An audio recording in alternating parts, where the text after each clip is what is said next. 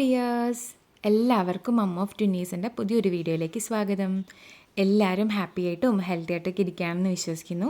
ഇന്നത്തെ ദിവസം എല്ലാവർക്കും അടിപൊളിയാവട്ടെ. അപ്പോൾ ഇത്രയും ദിവസം ചൂട് എന്ന് പറഞ്ഞ് ബഹളം വെച്ച് നമുക്ക് എല്ലാവർക്കും ആശ്വാസമായില്ലേ. എല്ലായിടത്തും മഴ കിട്ടിയിട്ടുണ്ടെന്ന് തോന്നുന്നു. ഒരുവിധപ്പെട്ട സ്ഥലങ്ങളിലൊക്കെ കിട്ടിയിട്ടുണ്ട്. പിന്നെ കുറേ സ്ഥലങ്ങളിലൊക്കെ ഈ മഴയും വെള്ളക്കെട്ടൊക്കെ കാരണം പ്രശ്നങ്ങളും ഉണ്ട് അല്ലേ. അപ്പോൾ മാക്സിമം നമ്മൾ സേഫായിട്ടും ഹെൽത്തി ആയിട്ടൊക്കെ ഇരിക്കാനായിട്ട് ശ്രദ്ധിക്കുക. ഇനിയിപ്പോൾ ഈ മഴ വന്നാൽ ബോണസായിട്ട് കിട്ടുന്ന കാര്യങ്ങളാണ് ഈ പനി, മഴക്കാല രോഗങ്ങളൊക്കെ. അപ്പം മാക്സിമം അതൊന്നും കിട്ടാതിരിക്കാനുള്ള എല്ലാവിധ മുൻകരുതലുകളും എടുക്കുക, ഹെൽത്തി ആയിട്ടിരിക്കുക. അപ്പോൾ ഇന്ന് ബ്രേക്ക്ഫാസ്റ്റ് ഉണ്ടാക്കുന്നതിനേക്കാളും മുന്നായിട്ട് കുറച്ചധികം തന്നെ ഫ്രീ ടൈം കിട്ടിയിട്ടുണ്ടായിരുന്നു. അപ്പോൾ ആ സമയത്ത് ഞാൻ കരുതി കുറച്ച് തേങ്ങ ചിരകി വെക്കായിരുന്നു എന്ന്. മുന്നേ തേങ്ങ ചിരകി വെച്ചതൊക്കെ തീർന്നു പോയി. അപ്പോൾ ഇതുപോലെ ചിരകി വെക്കുകയാണെങ്കിൽ ഭയങ്കര യൂസ്ഫുള്ളാണ് കേട്ടോ. അപ്പോൾ നമ്മൾ പെട്ടെന്ന് എന്തെങ്കിലും ഉണ്ടാക്കാമെന്ന് വിചാരിക്കുമ്പോൾ തേങ്ങ ചിരകണമല്ലോ എന്ന് ഓർത്ത് മാറ്റി വെക്കേണ്ട ഒരവസ്ഥ വരില്ല. അപ്പോൾ തേങ്ങ ചിരകിയിട്ട് ഞാൻ ആ ചില്ലറിലാണ് വെക്കുക. കേടാവാതെ കുറച്ചധികം ദിവസം ഇരുന്നോളൂ കേട്ടോ. പിന്നെ മഴക്കാലമായാലും വേനൽക്കാലമായാലും മാറ്റില്ലാത്ത ഒരേ ഒരു കാര്യമാണ് ഈ കറണ്ട് പോക്ക്. 10 മിനിറ്റ് കൂടുമ്പോഴും 15 മിനിറ്റ് കൂടുമ്പോഴൊക്കെയാണ് ഇവിടെ കറണ്ട് പോവുക കേട്ടോ. അത് വലിയൊരു ബുദ്ധിമുട്ട് തന്നെയാണ്. നമ്മൾ വേനൽക്കാലത്താണ് ഏറ്റവും കൂടുതൽ ബുദ്ധിമുട്ടിയിട്ടുണ്ടായിരുന്നത്. അപ്പോൾ അതാ ഇന്ന് ബ്രേക്ക്ഫാസ്റ്റ് കുറച്ച് സ്പെഷ്യലാണ്. ഒരു പ്രോട്ടീൻ ദോശയാണ് കേട്ടോ. അടദോശ എന്നാണ് ഇതിന് പറയുക. നമ്മുടെ കേരളത്തിൽ ഇത് അത്ര ഫേമസ് അല്ല. തമിഴ്നാട്ടുകാരുടെ ഒരു ഫേമസ് ഐറ്റമാണ് കേട്ടോ ഇത്. ഭയങ്കര സിമ്പിളാണ്, ഭയങ്കര പ്രോട്ടീൻ റിച്ച് ആയിട്ടുള്ള ഹെൽത്തി ദോശയാണ്. അപ്പോൾ ഞാൻ ഇതൊക്കെ എന്തിനാണ് ഉണ്ടാക്കുന്നതെന്ന് വെച്ചാൽ ബേബീസിന് ഇപ്പോഴേ ഒരു ഹെൽത്തി ഹാബിറ്റ്സ് ശീലാക്കിക്കാൻ വേണ്ടിയിട്ടാണ് കേട്ടോ. എനിക്കോ ഇങ്ങനത്തെ ഹെൽത്തി ഫുഡ് കഴിക്കണം എന്നുള്ള ശീലങ്ങളൊന്നും പണ്ടോട്ടേ ഉണ്ടായിരുന്നില്ല. ഇപ്പോഴാണ് ഞാൻ ആ ഒരു ഹെൽത്തി ഡയറ്റ് കോൺസെൻട്രേറ്റ് ചെയ്യുന്നത്. അപ്പോൾ അവരെ ഇപ്പോഴേ ചെറുപ്പത്തിലേ അത് പഠിപ്പിക്കാമെന്ന് വിചാരിച്ചിട്ടാണ് കേട്ടോ. അപ്പോൾ ഇത് സിമ്പിളാണ്. നമ്മുടെ ഈ തുവരപ്പരിപ്പ്, ചെറുപയർ പരിപ്പ്, കടലപ്പരിപ്പ്, ഉഴുന്ന്, പച്ചരി, കുറച്ച് ഉലുവ, പിന്നെ വേണമെങ്കിൽ കുറച്ച് ചെറുപയറൊക്കെ ഇടാം കേട്ടോ. അതൊക്കെ തലേ ദിവസം വെള്ളത്തിലിട്ട് കുതിർത്ത് വയ്ക്കാം. എന്നിട്ട് കാലത്ത് അരച്ചിട്ട് അതിൽ കുറച്ച് കായപ്പൊടി, പിന്നെ കുറച്ച് ഉപ്പ്, ചിലവർ സവോളയും പച്ചമുളകൊക്കെ ഇടാറുണ്ട്. ഒരു അരമണിക്കൂർ ഇട്ട് 1 മണിക്കൂർ വരെ വെക്കുക. അതിന് ശേഷം ചുട്ടെടുക്കാം കേട്ടോ. സൂപ്പറാണ്, നല്ല ഹെൽത്തിയാണ്. എപ്പോഴെങ്കിലുമൊക്കെ ട്രൈ ചെയ്ത് നോക്കിക്കോളൂ. അങ്ങനെ ഞങ്ങളെല്ലാവരും ബ്രേക്ക്ഫാസ്റ്റൊക്കെ കഴിച്ച് കഴിഞ്ഞ് അടുത്ത സെറ്റ് ഓഫ് പണികളിലേക്ക് കിടക്കുകയാണ് കേട്ടോ. അപ്പം മഴ ഏത് സമയം വേണമെങ്കിലും പെയ്യാം, മഴക്കാലം എപ്പോൾ വേണമെങ്കിലും വരാം. അപ്പം നമ്മുടെ ഇതുപോലത്തെ കഴുകൽ, ഉണക്കൽ പരിപാടികളൊക്കെ വേഗം ചെയ്ത് വെച്ചില്ല എന്നുണ്ടെങ്കിൽ ഇനി നടക്കില്ല. അപ്പോൾ ഞാൻ കുറച്ച് റാഗിയും പിന്നെ കമ്പും വാങ്ങി വെച്ചിട്ടുണ്ടായിരുന്നു. അപ്പോൾ അത് കഴുകി ഉണക്കാൻ ഇതുവരെ എനിക്ക് സമയവും സന്ദർഭവും ഒന്നും വന്നിട്ടുണ്ടായിരുന്നില്ല. ഇപ്പോഴാണ് അതിനുള്ള മുഹൂർത്തമായത്. അപ്പോൾ ഞാനതൊക്കെ എടുത്തതാ കഴുകി ഉണക്കാനായിട്ട് പോവാണ് കേട്ടോ.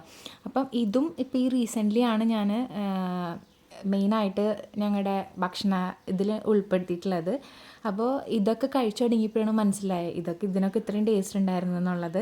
ഈ കമ്പ് എന്ന് പറഞ്ഞ സംഭവം ഉണ്ടല്ലോ, അതുകൊണ്ട് നമ്മൾ പുട്ടുണ്ടാക്കി കഴിഞ്ഞ് കഴിഞ്ഞാൽ ശരിക്കും അത് വേറൊരു മില്ലറ്റാണ് നമുക്ക് ഫീൽ ചെയ്യില്ല. നമ്മൾ ഗോതമ്പ് കൊണ്ട് പുട്ടുണ്ടാക്കി എങ്ങനെ കഴിക്കുക അതുപോലെ തന്നെ കഴിക്കാം കേട്ടോ.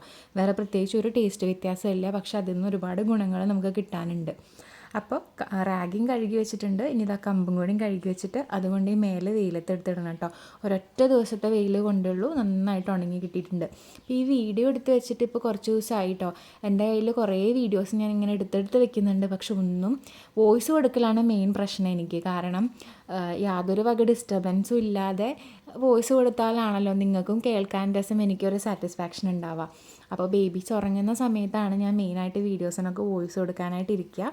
അങ്ങനെ അത് കഴിഞ്ഞ് തിരിച്ച് വന്നിട്ട് ഓരോ മാംഗോ ജ്യൂസൊക്കെ അടിച്ച് ബേബീസിനും കൊടുത്തു, ഞങ്ങളും കഴിച്ചു. ഇനി അടുത്തതായിട്ട് എനിക്ക് നിങ്ങളായിട്ട് ഷെയർ ചെയ്യാനുള്ള ഒരു മെയിൻ ഹാപ്പിനെസ് ഇതാണ് കേട്ടോ. അഗാരോൻ്റെ OTG ആണ്. അപ്പം എനിക്കൊരു വിഷ് ലിസ്റ്റ് ഉണ്ടായിരുന്നു. ആ വിഷ് ലിസ്റ്റിലുള്ള ഒരു വിഷായിരുന്നു ഒരു OTG ഓവൻ വാങ്ങണം എന്ന്. അപ്പോൾ അതെന്തായാലും സാധിച്ചിട്ടുണ്ട്. അപ്പോൾ ഈ ഒരു കേക്ക് ഞാൻ അതിൽ നിന്ന് ഫസ്റ്റായിട്ട് ബേക്ക് ചെയ്തതാണ് കേട്ടോ. നിങ്ങൾ കുറച്ച് പേരെങ്കിലും വിചാരിക്കുന്നുണ്ടാവും മോൾഡൊന്നും ഇല്ലാതെ എങ്ങനെ ഈ കേക്ക് റൗണ്ടായിട്ട് ആ ട്രെയിൽ നിന്ന് എടുത്തതെന്ന്. സത്യം പറഞ്ഞാൽ കേക്ക് ബേക്ക് ആവുന്ന ആ ഒരു വീഡിയോ എടുക്കാനായിട്ടൊക്കെ സെറ്റാക്കി വെച്ചു. പക്ഷേ വീഡിയോ ഓപ്ഷൻ ഓണാക്കാൻ ഞാൻ മറന്നുപോയി. അപ്പം നിങ്ങൾക്ക് കാണിച്ചു തരാൻ വേണ്ടി ബേക്കായ കേക്ക് മോൾഡിൽ നിന്ന് എടുത്ത് മാറ്റിയിട്ട് ജസ്റ്റ് ആ ഒരു ട്രെയിൽ വെച്ച് എടുത്ത് കാണിച്ചു തന്നേ ഉള്ളൂ കേട്ടോ. അപ്പം നമ്മുടെ OTG കിട്ടിയതിന് ശേഷം ഫസ്റ്റായിട്ട് ഉണ്ടാക്കിയിട്ടുള്ള ടീ കേക്ക് എന്തായാലും സൂപ്പറായി.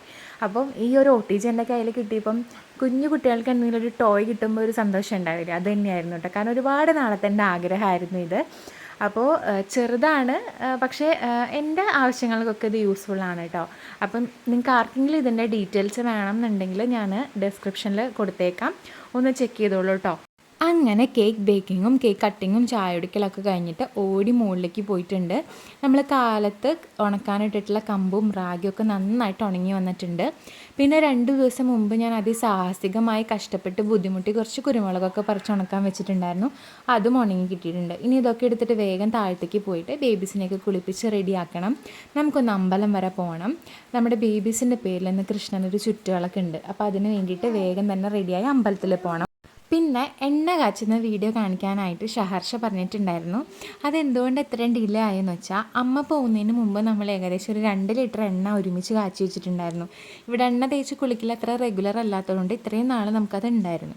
പിന്നെ ഷഹർഷ കാണിക്കാൻ പറഞ്ഞതുകൊണ്ട് മാത്രം ഞാൻ ഒരു 1/2 ലിറ്റർ എടുത്തിട്ട് എൻ്റെ ഫോൺ കംപ്ലൈൻറ്റ് ആവുന്നതിന് മുമ്പ് ആ ഒരു ഫോണിൽ ഷൂട്ട് ചെയ്ത് വെച്ചിട്ടുണ്ടായിരുന്നു. പക്ഷേ ആ ഫോൺ പോയതോടുകൂടി ആ വീഡിയോയും നമുക്കതിന് റിക്കവർ ചെയ്യാൻ പറ്റാണ്ടായി. അതുകൊണ്ടാണ് ഇത്രയും ഡിലേ ആയത്.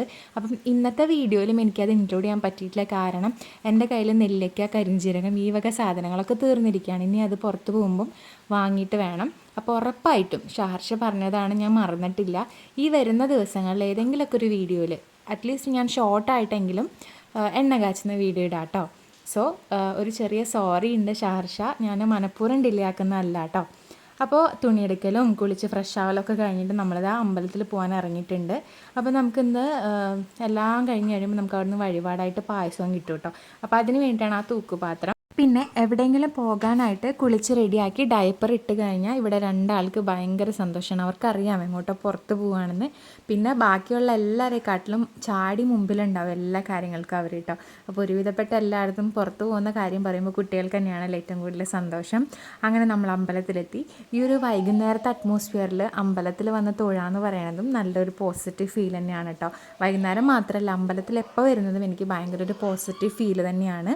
അങ്ങനെ നമ്മൾ വന്ന് തൊഴുതു, പായസത്തിന് വേണ്ടി വെയിറ്റ് ചെയ്തിരിക്കുകയാണ് കേട്ടോ. അങ്ങനെ അതൊക്കെ കിട്ടി നമ്മൾ തിരിച്ച് വീട്ടിലെത്തി.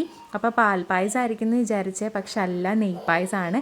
അമ്പലത്തിൽ നിന്ന് കിട്ടുന്ന പായസം ഏതാണെങ്കിലും അതിൻ്റെ രുചിയൊന്നും വേറെ തന്നെയാണല്ലേ. നമ്മൾ എത്ര വീട്ടിൽ ഇതുപോലെ ട്രൈ ചെയ്താലും ഈ ഒരു ടേസ്റ്റ് എന്തായാലും കിട്ടില്ല. അപ്പോൾ ഇത്രയും നേരം ബാക്ക്ഗ്രൗണ്ട് മ്യൂസിക് ഒന്നും ഇല്ലാതിരുന്ന എൻ്റെ വീഡിയോയ്ക്ക് ബാക്ക്ഗ്രൗണ്ട് മ്യൂസിക് വന്നു കഴിഞ്ഞപ്പോഴേ നിങ്ങൾക്ക് മനസ്സിലാവും ഉറങ്ങിക്കിടന്ന ആൾക്കാർ എണീറ്റിട്ടുണ്ടെന്ന്. അപ്പോൾ എനിക്ക് വീഡിയോയ്ക്ക് ബാക്ക്ഗ്രൗണ്ട് സ്കോറൊക്കെ ഇട്ട് തരുന്നുണ്ട് കേട്ടോ. അപ്പോൾ നിങ്ങൾക്ക് ആർക്കെങ്കിലും അതൊരു ബുദ്ധിമുട്ടായിട്ട് തോന്നുകയാണെങ്കിൽ ഒന്ന് ക്ഷമിച്ചേക്കാം, കുട്ടികളല്ലേ. അങ്ങനെ നെയ്പായസമൊക്കെ കഴിച്ചു. പിന്നെ ഞങ്ങൾ അമ്പലത്തിൽ നിന്ന് വരുന്ന വഴി അത്യാവശ്യമായിട്ട് കുറച്ച് സാധനങ്ങളൊക്കെ വാങ്ങാനുണ്ടായിരുന്നു. അതിൽ മെയിനാണ് ഈ ഹാൻഡ് വാഷ് കേട്ടോ. അപ്പോൾ ഞാനിപ്പോൾ കുറേ നാളായിട്ട് ഈ ഒരു പൗഡറാണ് വാങ്ങിക്കുക. ഭയങ്കര ലാഭമാണ്, 10 രൂപയുള്ള ആ ഒരു പാക്കറ്റിന്. അത് ആ ഒരു ബോട്ടിൽ നിറയെ ഉണ്ടാവും. അപ്പോൾ ആ ഒരു പൊടി കലക്കി വെച്ച് കഴിഞ്ഞാൽ നല്ല പതയൊക്കെയുള്ള ഹാൻഡ് വാഷ് കിട്ടും. അത് കഴിഞ്ഞ് വൈകുന്നേരമായപ്പോൾ ഞാനും മാളും അച്ഛനും ബേബീസും കൂടി ഗുരുവായൂർ അമ്പലനട കാണാനായിട്ട് പോയിട്ടുണ്ടായിരുന്നു കേട്ടോ.